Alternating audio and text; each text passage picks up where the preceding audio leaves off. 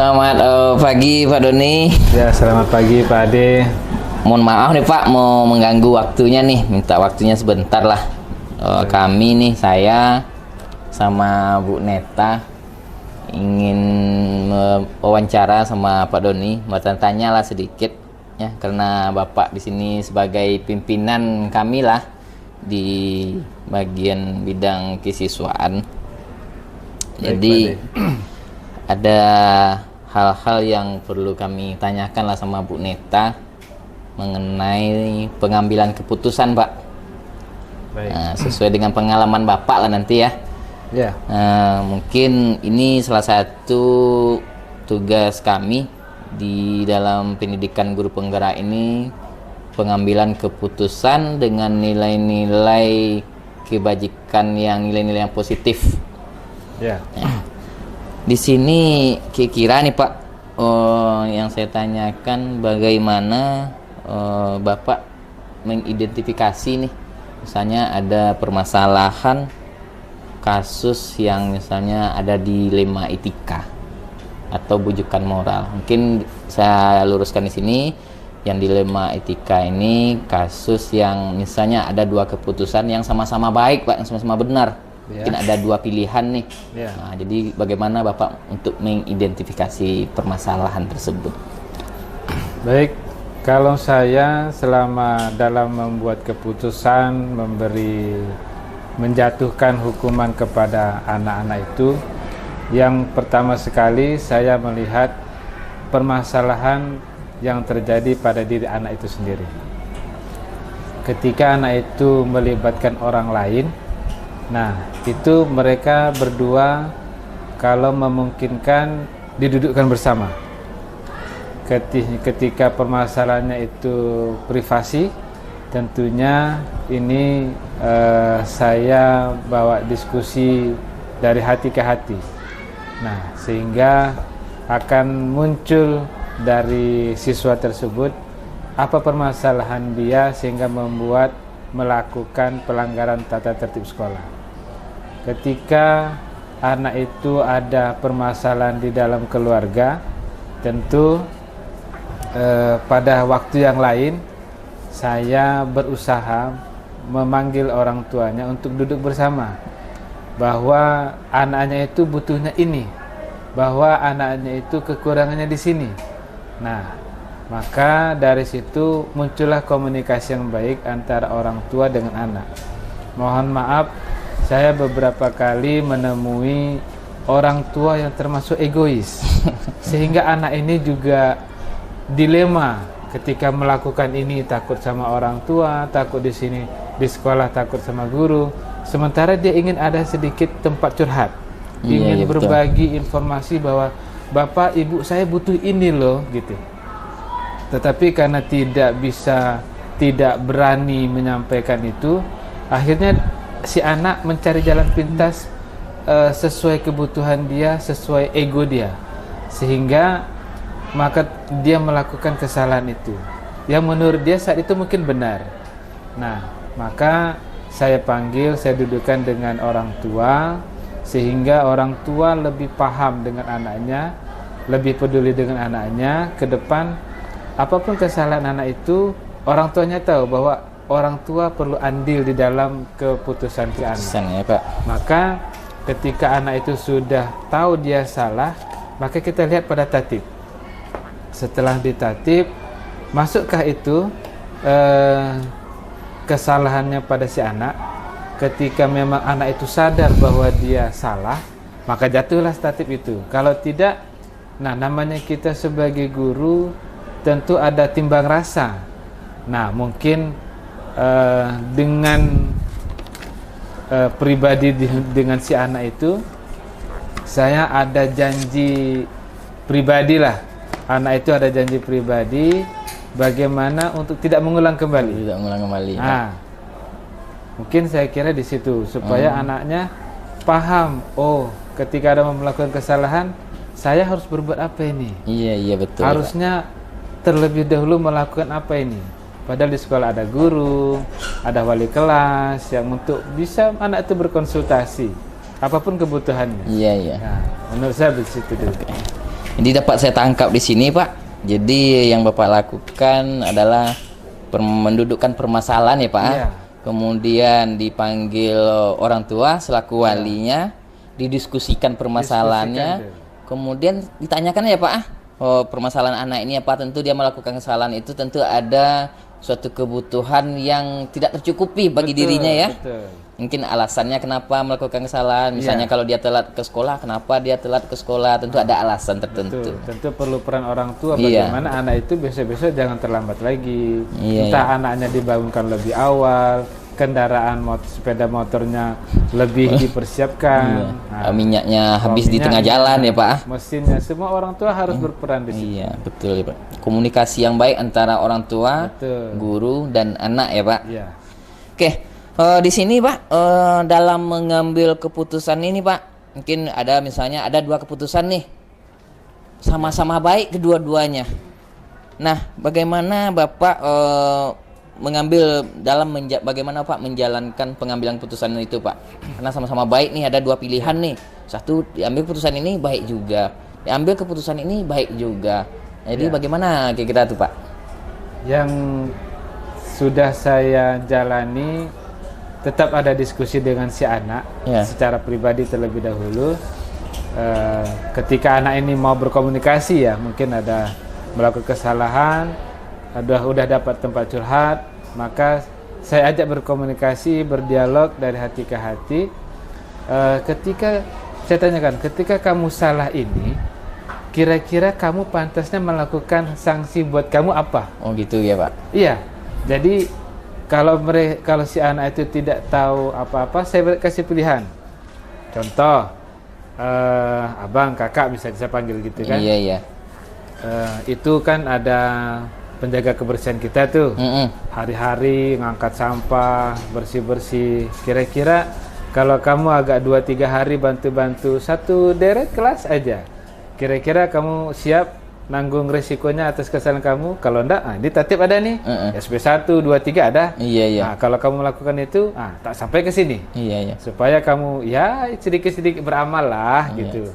Bantu-bantu orang tua, bantu-bantu petugas. Nah, ketika anak itu mau melakukan itu, nah nanti saya minta bukti. Minta buktinya apa? Ya bisa divideokan atau difotokan. Nanti datang ke Bapak. Oh, saya sudah melakukan ini Pak, tadi ini Pak. saya sudah nyapu bantu Bapak ini. Iya iya.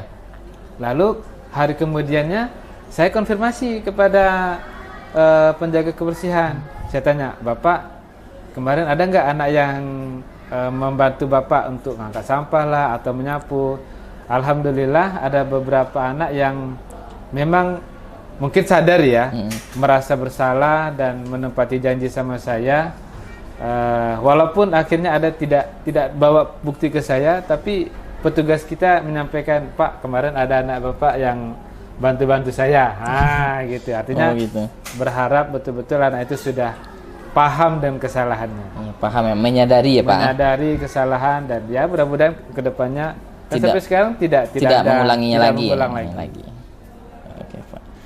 Mungkin di sini Pak, langkah atau prosedur seperti apa yang Bapak lakukan Pak? Misalnya dalam mengambil keputusan. Misalnya ada keputusan ini hari itu juga diputuskan. Ada keputusan ini ditunggu nanti dulu beberapa hari lagi atau didiskusikan seperti Pak contohkan tadi kan, didiskusikan dulu sama orang tua, tentu butuh waktu ya Pak. Nah, bagaimana prosedurnya itu yang Bapak lakukan? Ya, ketika kesalahan anak yang harus diambil tindakan cepat, ya mau tidak mau kita tetap memasang perangkap dulu dengan tatib. Iya. Supaya anak itu paham dulu bahwa saya sudah melakukan kesalahan, maka saya berhak menerima oleh guru tim kesiswaan menerima sanksi. Nah, nanti setelah itu baru kan kita adakan pendekatan emosional, pendekatan secara personal diskusi, sama anak lah ya Pak. Nanti ke depan jangan lakukan lagi, tetapi sanksi itu tetap harus dikawal, harus tetap dijatuhkan agar anak itu ke depannya tidak mengulang lagi. Nah, itu kalau memang urgent dan memang mendesak, supaya yang lain juga paham bahwa kondisi kesalahan seperti ini tetap ada hukuman gitu, tetap disanksi hari ini juga secepatnya, supaya si anak ini juga bisa bercerita aku melakukan kesalahan ini disanksi loh. Nah, kalau bisa mengajak kepada teman-temannya juga, jangan melakukan hal seperti ini. Repot nanti orang tua kita. Iya, Nah, iya. paling saya ujung-ujungnya ke sana. Jangan merepotkan orang tua. Jangan merepotkan orang Nah, tua ya Pak. Nah, itu yang biasa terjadi di kesiswaan ini ya Pak. Ya, Dari Bapak lakukan itu efektif nggak Bapak? ada karakter anak yang memang banyak masalah di rumah. Ada anak yang memang karakternya, mohon maaf kalau kita bilang agak pecicilan. Pencicilan ya Pak. Jadi sekali dua kali dengan sanksi apapun tetap melakukan kesalahan-kesalahan yang mungkin kecil yang tetapi masih bisa kita tolerir, sehingga anak-anak yang seperti itu selagi tidak fatal, tidak jatuh kepada tatib yang fatal, ya mungkin kita beri tugas lain, semacam ya bersihkan. Kadang ruangan ini pun kita suruh Sesuai bersihkan dengan juga. Ya. tatib yang Nah. ringan lah ya, Sesuai kategori dengan- ringan lah ya Pak. Betul. Oke, kira-kira Bu Neta ada yang mau tanyakan nih? Ada ya? Ada. Ini Bu. Lanjut ya Pak ya. Baik Ibu Neta. Masih tidak mengurangi waktu Bapak ya Pak ya. Iya. Masih mengenai apa nih Bu? Masih mengenai pengambilan keputusan. Oh, masih. Masih ya. Oh, baik. Jadi, Silakan Bu Neta. di sini saya hanya menanyakan masalah lanjutan dari pertanyaan Pak Ade tadi Pak. Baik Bu Neta. Jadi yang mau saya tanya, tadi saya sudah mengikuti percakapan dengan Pak Ade. Dalam mengambil keputusan itu ada dilema etika dan Ya. bujukan moralnya. Nah yang mau saya tanya, ketika Bapak mengambil keputusan, ada tantangan.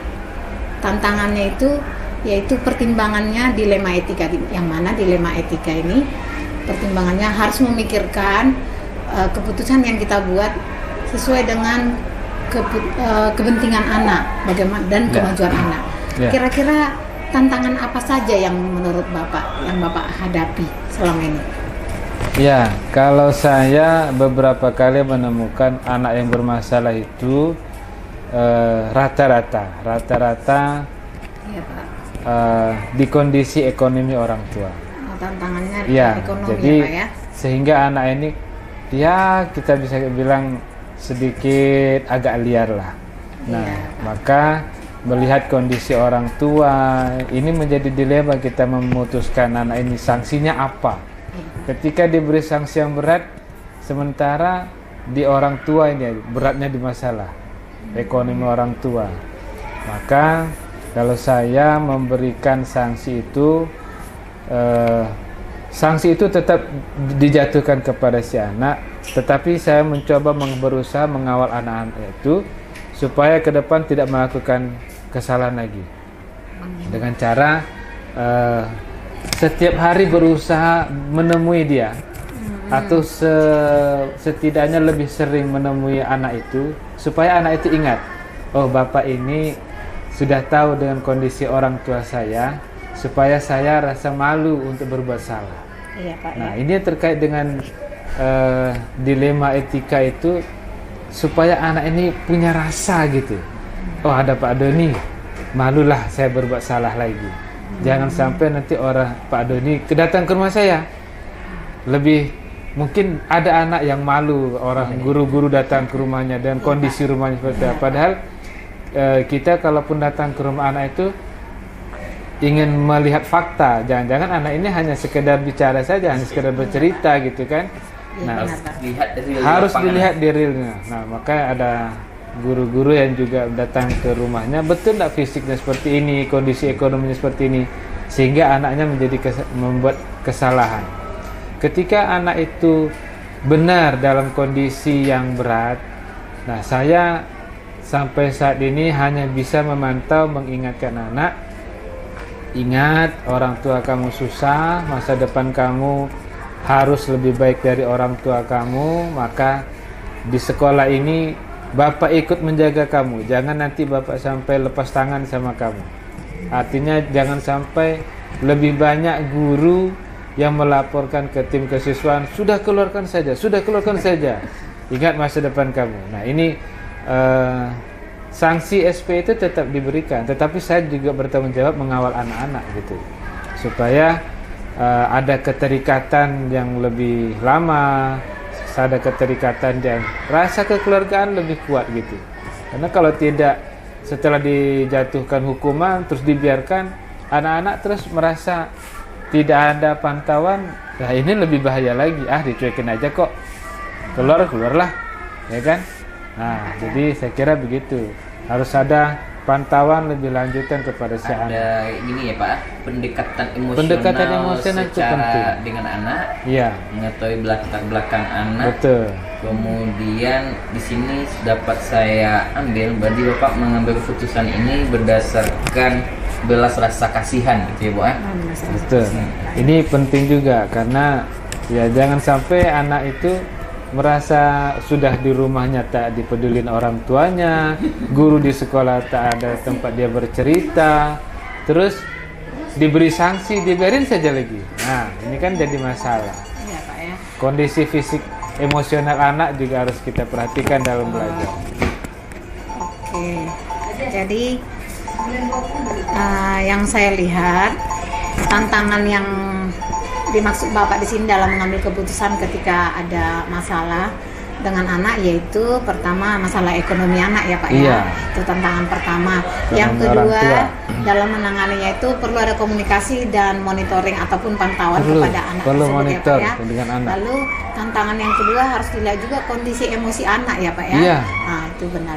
Lalu selain hal yang seperti tadi Pak, ada nggak kira-kira yang lain lagi tantangannya selain ini?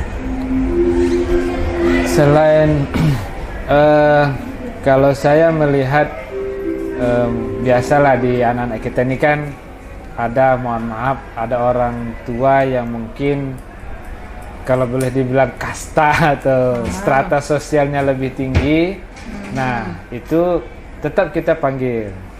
Ujung-ujungnya saya bilang, orang tuamu di situ loh, jangan buat malu orang tuamu yang di sana.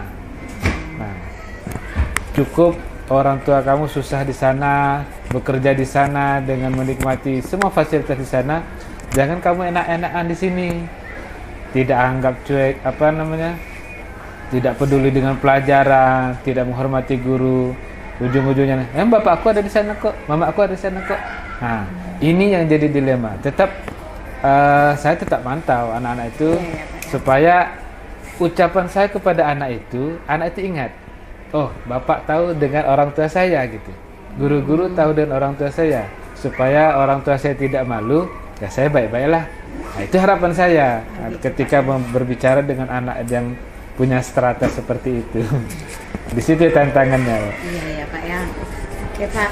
Lalu ini pertanyaan saya selanjutnya yaitu sering ya Pak ya kita dalam mengatasi suatu masalah, ada masalah anak itu memang perlu tindakan cepat. Yeah. Di samping kita sebagai manusia, kita juga punya kebutuhan, kepentingan ya Pak ya. Tapi juga kita punya kewajiban sebagai pemimpin untuk menyelesaikan masalah ini secepatnya. Perlu pengambilan keputusan secepatnya. Nah, dalam hal ini kira-kira Bapak sebagai pengambil keputusan, apa yang bisa Bapak lakukan tatkala ada bentrok kejadian waktu dengan kepentingan Bapak? Kira-kira seperti apa Pak tindakan Bapak? Ya, terkadang kita dilemanya ketika di dalam jam mengajar, tiba-tiba ada anak yang memang harus kita selesaikan. Iya Pak. Di kelas kita harus mengajar, sementara anak ini harus kita yang selesaikan. Iya. Nah, tentunya kita kan melihat mana yang lebih urgent. Ketika mengajar, mohon maaf bukan meninggalkan jam pelajaran. Besok lusa kita akan bertemu lagi di situ. Tetapi kasus yang satu ini belum tentu kita temukan. Nah, Ya benar Pak.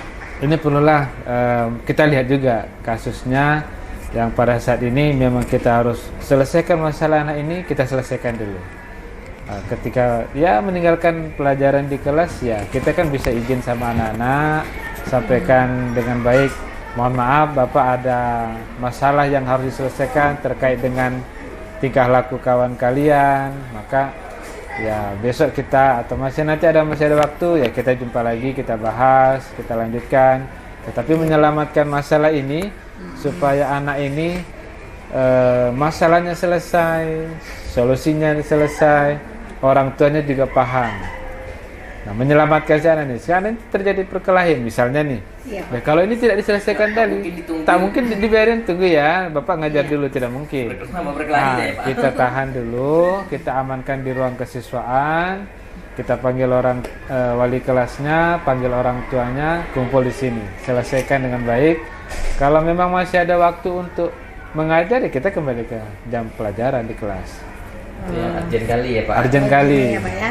Jadi kalau yang saya lihat dalam masalah ini Bapak mengambil keputusan yaitu mengutamakan yang butuh penyelesaian lebih cepat ya Pak ya. Iya. Itu prosesnya dulu yang diutamakan. Menanggapi yang masalah siswa yang butuh cepat penanganan. Iya. Di samping kita juga punya tanggung jawab yang lain ya Pak ya. Betul. Oke. Lalu selanjutnya yang mau saya tanyakan nih Pak, jangan bosan-bosan deh Pak ya. Baik, ya. Silakan, selagi masih bisa. Begini Pak, kira-kira dalam menyelesaikan masalah ataupun mengambil keputusan Bapak untuk mengatasi kasus-kasus dilema ataupun kasus dilema dengan anak-anak ya Pak ya, Ya. Adakah seseorang yang bisa mempermudah langkah Bapak dalam mengambil keputusan tersebut? Seorang atau orang lain atau mungkin yang jadi panutan Bapak yang bisa Bapak jadikan untuk pengambilan keputusan? Ya, jadi selama ini saya memutuskan itu memang tidak serta-merta dari saya sendiri. Iya Pak. Saya memutuskan itu yang pertama tentu berdasarkan tata tertib sekolah. Yang kedua tentu berdasarkan arahan dari pimpinan saya. Nah, kalau kasusnya saya belum pernah saya temui, tentu saya minta saran dulu. Walaupun saya diperintahkan, Pak Doni selesaikan. Nah, tetap saya selesaikan. Tentu kan tetap ada konsultasi dengan teman sejawat, tanya-tanya pengalaman kasus-kasus yang semirip seperti itu. Ya, tentu menjadi bahan bagi saya untuk memutuskan sanksi apa kepada si anak. Nah, tentu ya tidak terlepas dari melihat masa depan anak. Ya, ketika masalah ini sangat terlalu berat, nah kalau bisa ditutup-tutupi, tetap sanksi jalan, anak tetap sekolah. Nah, ini yang ibaratnya kita mengambil rambut di dalam jerami. Nah, ini yang berat ini. Iya Pak. Ya kan? Kita tahu kita ambil rambut yang mana, jeraminya tidak terbuang. Nah, jadi prosesnya anak tetap belajar tanpa orang lain harus tahu. Nah, ini yang perlu kita pahami emosional anak. Jangan sampai tersebutlah sama kita, cerita sama kawan, kasus berat anak ini seperti ini. Nah, nanti tambah down si anak. Jadi tak semangat lagi belajar. Nanti dia bercerita, untuk apa saya bercerita dengan guru ini sementara tidak ada pendampingan, sementara cerita aib saja dibuka-buka juga. Nah, ini yang saya bilang tadi, hal yang berat. Tentu saya konsultasi dengan pimpinan dan tetap mengedepankan masa depan si anak. Saya kira gitu, Bu Neta. Oke, jadi kalau yang saya tangkap dari sini faktor yang Bapak dalam mengambil keputusan dilema etika itu adalah pertama, orang yang ataupun seseorang yang jadi figur Bapak itu adalah pimpinan Bapak dalam mengambil keputusan. Terus yang kedua, ketika anak itu bermasalah seperti Bapak bilang tadi, mengambil rambut dalam jerami harus diselesaikan secara tersembunyi ya Pak ya. Tersembunyi, nah, jadi di sini bisa kita lihat itu namanya uji publikasi. Apakah masalah tersebut perlu dipublikasikan atau tidak? Tapi dari sini yang saya lihat Bapak mengambil keputusan itu perlu pertimbangan dari si anak, agar tidak malu ya Pak ya. Jadi di sini uji publikasinya yang nampak Bapak menyembunyikannya sesuai dengan privasi anak ya Pak ya, agar diterima tetap dalam kelompoknya. Oke Pak. Selanjutnya yang mau saya bertanya lagi Pak ya, satu lagi. Baik, terakhir Pak ya. Baik ya. Oke. Dari semua yang telah Bapak sampaikan, pembelajaran yang saya petik dari pengalaman Bapak mengambil keputusan, kira-kira apa pembelajaran yang bisa Bapak ambil dalam percakapan wawancara ini, setelah wawancara ini Pak? Setelah wawancara ini, Setelah mengambil keputusan. setelah Ya, mengambil setelah keputusan, yang saya pahami itu adalah menjatuhkan hukuman itu, bagaimana hukuman itu seandainya jatuh pada anak saya. Nah, jatuh pada anak saya. Saya tetap menghukum anak-anak saya. Tetapi kan yang namanya kasih sayang tetap harus diberikan. Dan si anak harus tetap hormat, tetap santun kepada orang tuanya gitu. Nah, ke depan ini yang saya mungkin bisa sampaikan kepada teman-teman yang sudah ya berkeluarga, sudah punya anak, hati-hati menghukum anak. Gitu Pak. Anak murid, jangan-jangan anak kita akan melakukan suatu saat lalu diberi hukuman yang berbeda, yang tidak sesuai dengan nurani kita. Iya Pak. Apa perasaan kita sebagai orang tua ketika anak kita bersalah dihukum tanpa bimbingan dari gurunya, tanpa pantauan dari gurunya? Ini kan jadi pelajaran bagi setiap orang tua, walaupun dia jadi guru. Iya Pak. Ya kan? Tidak hanya memberikan hukuman kepada anak terus sudah ditinggalkan. Bagaimana kalau itu terjadi pada anaknya sendiri? Iya Pak. Nah, jadi itulah yang saya dapat, bagaimana menghukum anak itu, anak murid, seperti saya menghukum anak saya. Iya Pak. Tetap dengan penuh kasih sayang, tetap dengan pantauan. Nah, begitu Bu Neta. Ini mungkin berdasarkan kesepakatan tata tertib yang telah dibuat anak sama sekolah ya Pak. Iya, tetap sanksi itu tetap ya, kepada sanksi tertulis dan sanksi tertulis kepada si anak, tetapi bahkan bila perlu setiap anak yang kita dapati bermasalah itu semakin besar perhatian kita sama anak itu. Supaya apa? Anak itu merasa dia semakin diperhatikan.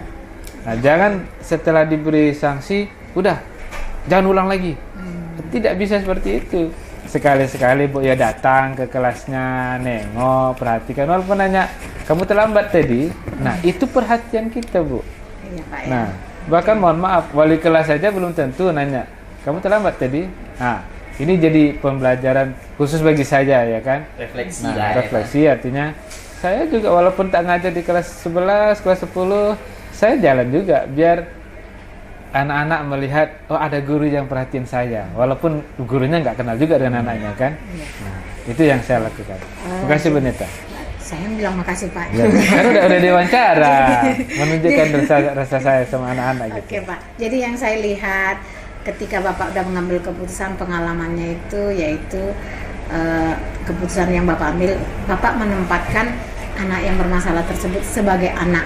Betul. Lalu di situ Bapak tetap menjalin komunikasi dengan anak. Tetap. Dan menempatkan anak tersebut dengan penuh kasih sayang, karena kita sebagai orang tua dan dia anak. Oke Pak, saya salut dengan Bapak. Mudah-mudahan itu juga sebagai bahan refleksi juga untuk saya Pak ke depannya. Ada lagi Pak Ade mau disampaikan? Nggak ada. Itu aja ya. Ya itu aja. Makasih ya Pak ya atas Baik, waktunya. terima kasih Pak Ade. Terima kasih Bu Neta. Telah meluangkan waktu untuk kegiatan kami ini. Ya, itu aja. Mohon maaf sekali lagi Pak. Ya. Terima kasih Pak. Ya. Sukses buat Pak Ade, sukses juga buat Bu Bapak Neta. juga sukses, Mudah-mudahan jadi guru penggerak yang betul-betul menjadi teladan bagi kawan-kawan juga. Amin. Bergerak Dan digerakkan. menggerakkan. Iya, luar biasa.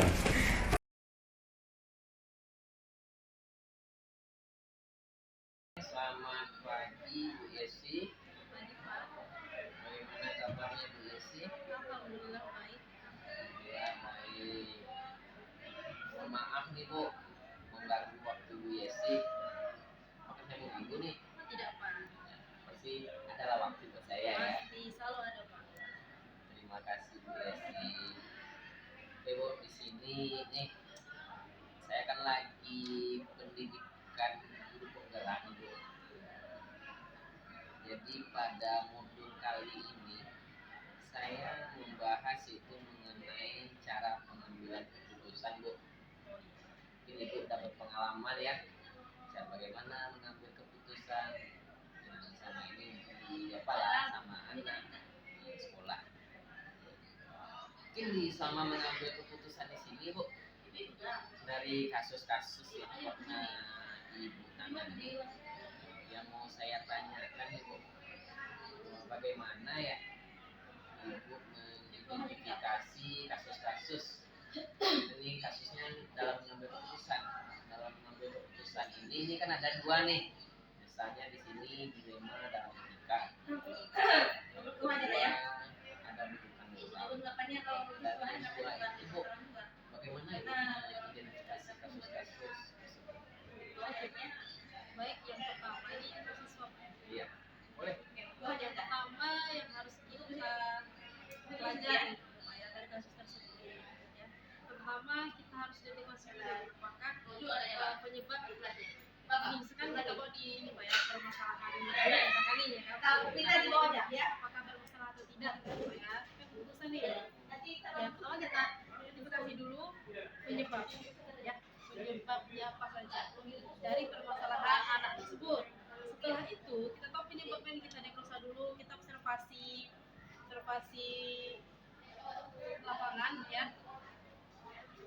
Oke, terus wawancara anak tersebut, wawancara orang tuanya, wawancara teman-temannya. Jadi kalau misalkan kita sudah menyimpulkan nanti ada kesimpulan, baru nanti kita ambillah keputusan yang tepat untuk permasalahan anak ini.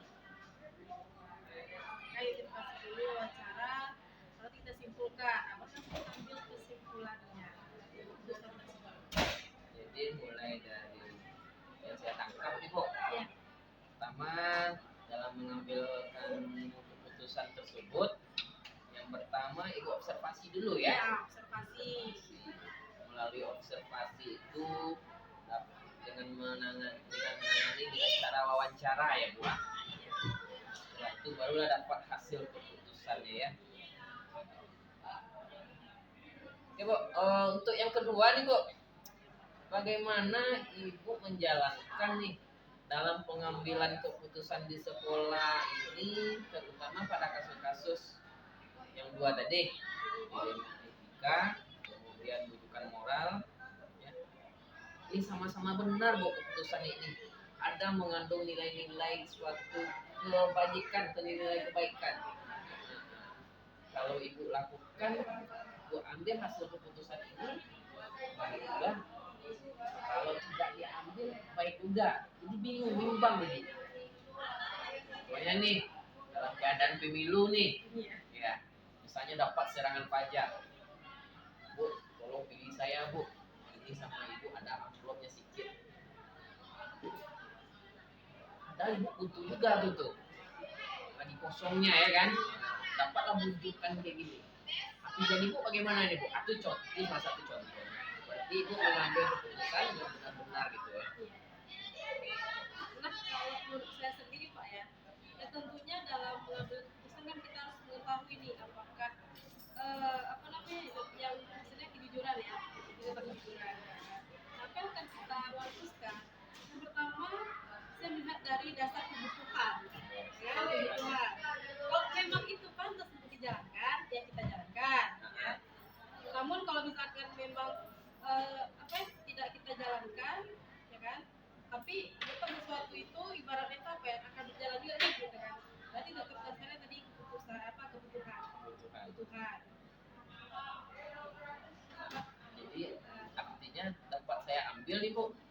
Oh, berarti keputusan Ibu ini yang bimbang tadi ini, berarti Ibu lakukan untuk yang kebaikan lah ya, Kebaikan. untuk yang positifnya. Nah ini lagi butuhnya nih, itu diterima lah ya, yang sikit tadi ya. Gitu Pak ya. Coba tengok agak mati juga Bu nih. Atau apa? Oh, enggak. Ada kondisi ya. Ini sesuai dengan kondisi.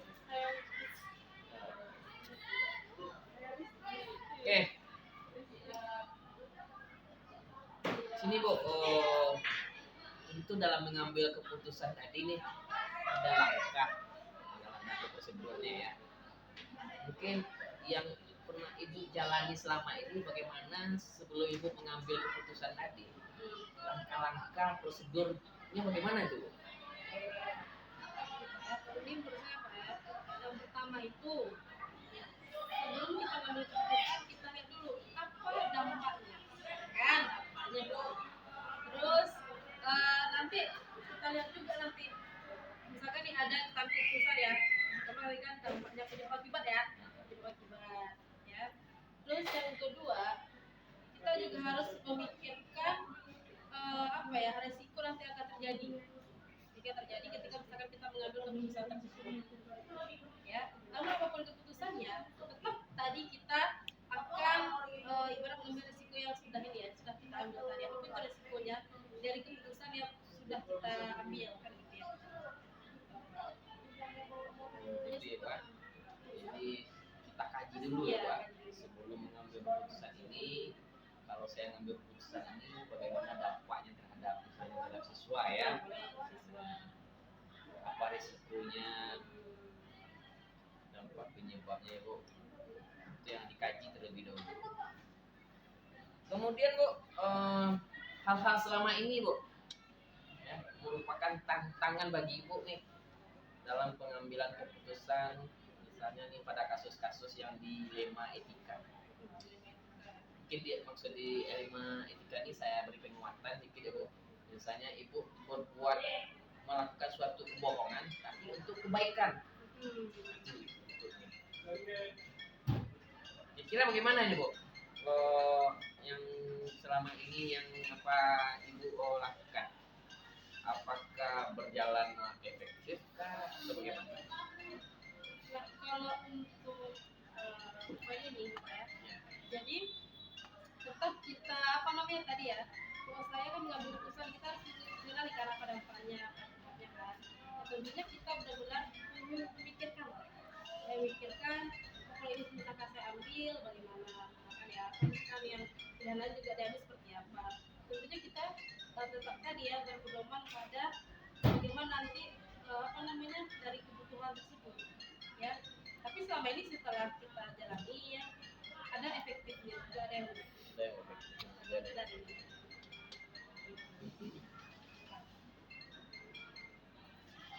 Kalau tantangannya selama ini bagaimana Bu?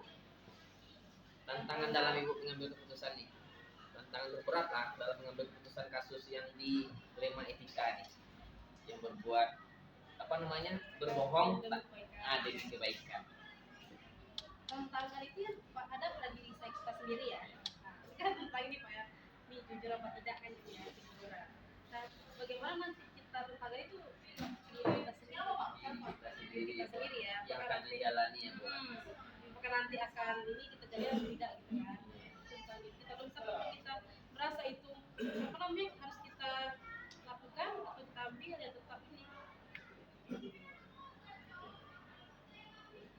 Terhadap diri kita sendiri lah Ibu. Oke Bu, dalam memilih sebuah atau jadwal tertentu Bu dalam penyelesaian kasus, apakah langsung Ibu menyelesaikannya di tempat atau Ibu jadwalkan dulu dalam menyelesaikannya, atau kira-kira bentuk prosedurnya mana biasanya Ibu lakukan itu? Yang Ibu jalankan. Oke Pak, untuk itu, nah ini kita kan berbicara lagi dengan Masalah waktu. ya masalah waktu tadi ya, masalah waktu. Iya. Nah, dan juga dengan apa misalkan keputusan yang kita ambil ya kan apakah benar atau tidak gitu kan. Nah itu masalah waktu. Kalau misalkan waktu yang tepat ya kita lihat dulu nih ya kan. Kalau memang tidak nanti kita ini dulu. Kita skip dulu, dibicarakan dengan yang lainnya dulu, baru diambil keputusannya Bu. Iya. Kalau bisa diputuskan hari itu langsung, Ya, kita putuskan. berarti tergantung masalah yang Masalah yang dihadapi ya. dihadapi ya, masalah yang dihadapi juga pasti berpengaruh lah gitu Pak ya. Kira Bu, ada nggak faktor Bu yang mempermudah, yang membantu dalam mengambil keputusan ini, kasus-kasus ini? Jelas ada Pak. Kalau bantu pertama kan tadi berdasarkan apa sih fakta ya? Observasi tadi ya, fakta tadi yang observasi kita lakukan. Terus juga nanti kita mempertimbangkan dari mungkin beberapa pendapat ya, pendapat dari apa namanya? Dari kawan-kawan teman sejawat Ibu ini ya. yang tahu lah mengenai kasus permasalahan ya. Oke Bu. Nah, yang terakhir nih Bu, dari yang Ibu sampaikan tadi nih, dari pembelajaran atau pengalaman lah yang Ibu ambil dari keputusan tersebut, apa hikmahnya lah dibalik Ibu menyelesaikan dalam pengambilan keputusan tersebut? Hikmahnya Pak ya, yang bisa kita ambil. Yang pertama di situ tadi kan ada yang ini ya, keberanian kan ya. Keberanian yang berani juga dengan kepercayaan diri, dan diri terhadap apa keputusan kita ambil tadi. Sudah sifat. Mungkin tentu ada juga memberikan pengalaman yang berharga pada diri kita ya. Ya, benar. Oke, terima kasih Bu Yesi telah diskusi pada pagi hari ini mengenai pengalaman Ibu dalam mengambil suatu keputusan, ya, permasalahan tadi yang kita bicarakan baik itu dilema etika maupun bukan moral. Ibu, terima kasih sekali ya Bu. Ya.